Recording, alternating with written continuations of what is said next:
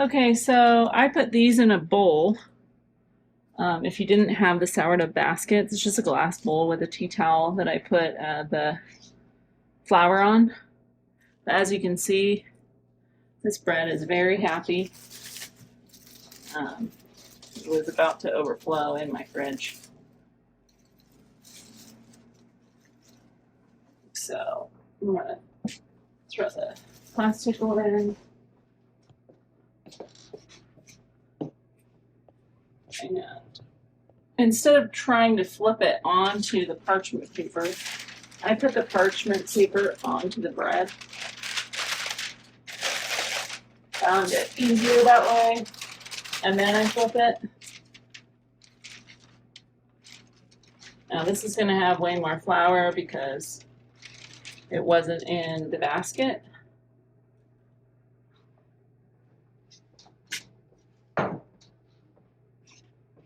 And as you can see, it's bubbling over the parchment. You don't want it to be over the parchment. So first I scrape off any excess flour into my hand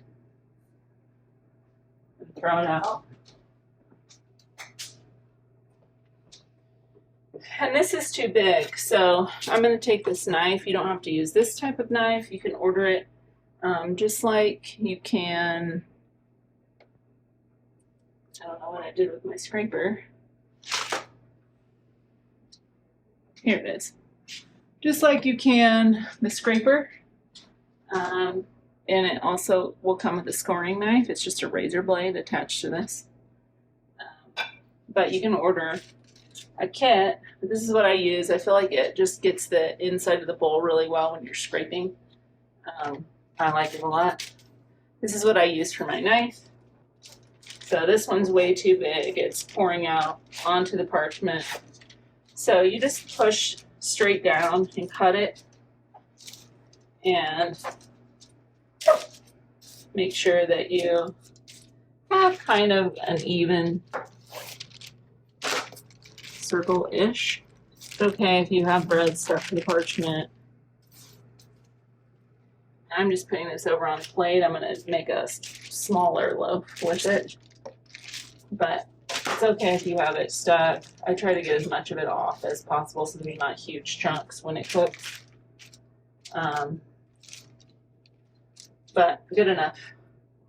So then you have to score your bread. The reason you score your bread is so that it aerates while it cooks. You want your oven to be at 430 degrees. And you're going to use Dutch ovens. So I have two. I have a big one and a smaller one. As you can tell, they're well seasoned, well used.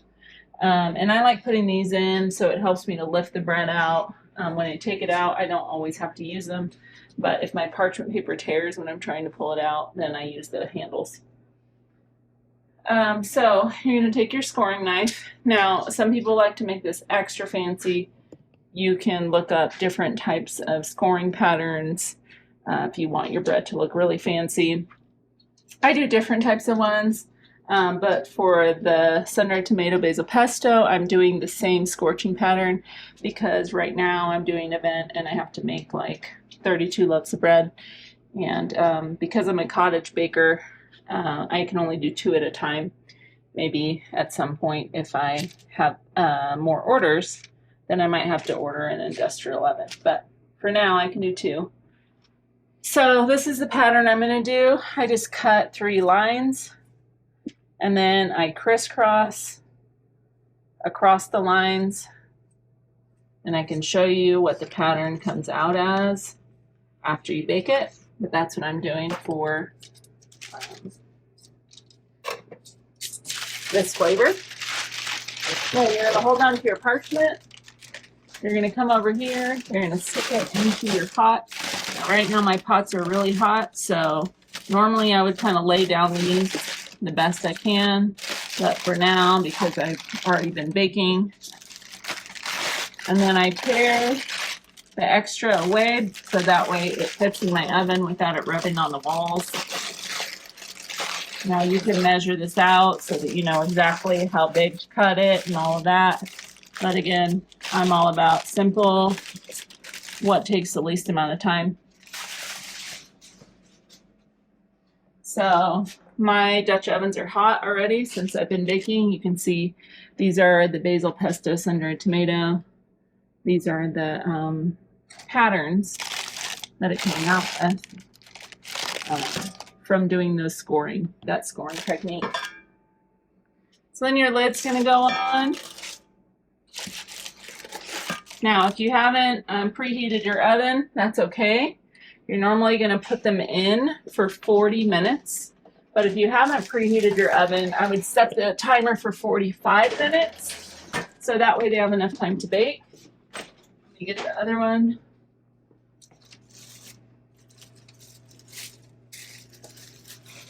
And like I said, I do 2 at a time, and then I'm going to do a mini loaf in there with the excess that I've cut off. So again, parchment on top, hold it, flip it, pull your bowl off, pull your towel off.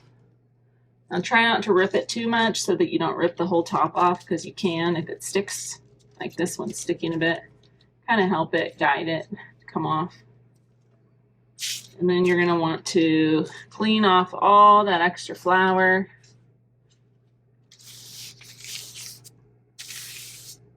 Doesn't have to be perfect, but you just don't want a ton of flour, because then the flour will start to cook and burn in the oven. And I'm going to throw it away. Now again, too close to the edge.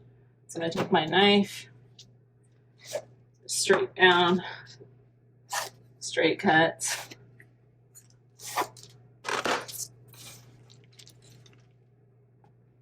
A little more. And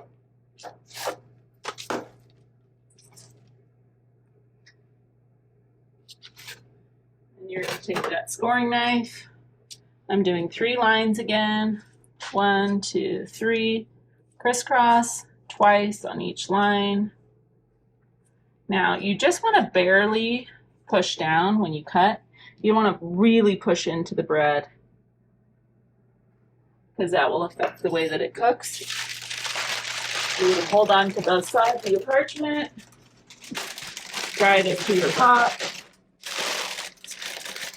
Again, my pots are hot, so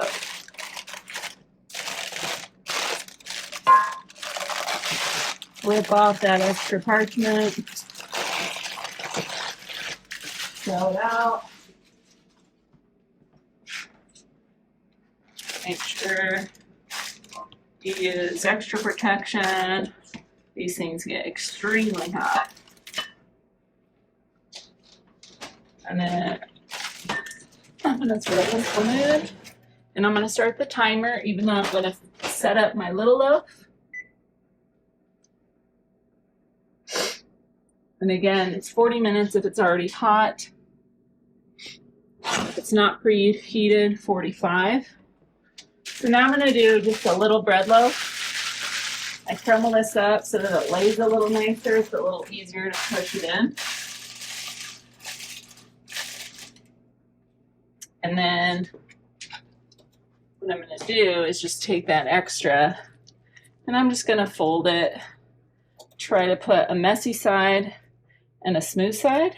I'm going to put the messy side down, smooth side up. And then I'm going to take my scorer, and I'm just going to do a little X on top. Now it has to be covered, so I'm just going to take some foil and put it on top and stick it in, but I got to rinse my hands.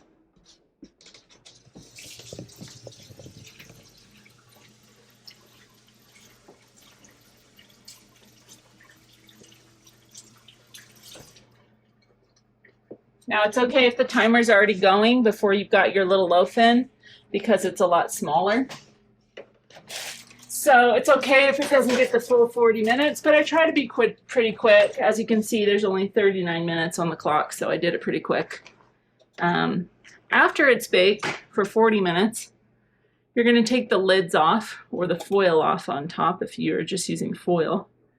And you're going to hit your timer again for 18 minutes, and it's just going to be a lightly golden brown like this, and then you know it's ready. The outside has a nice crunch. The inside's nice and soft. I usually let mine cool for a whole day before slicing into it. Sometimes people just wait a few hours, but if it's too hot and you're slicing it, then it's going to smush down the bread and compress it, and it's not going to be as light and fluffy and nice, just like sourdough bread usually is. So that's about it. Thanks for watching. Please subscribe.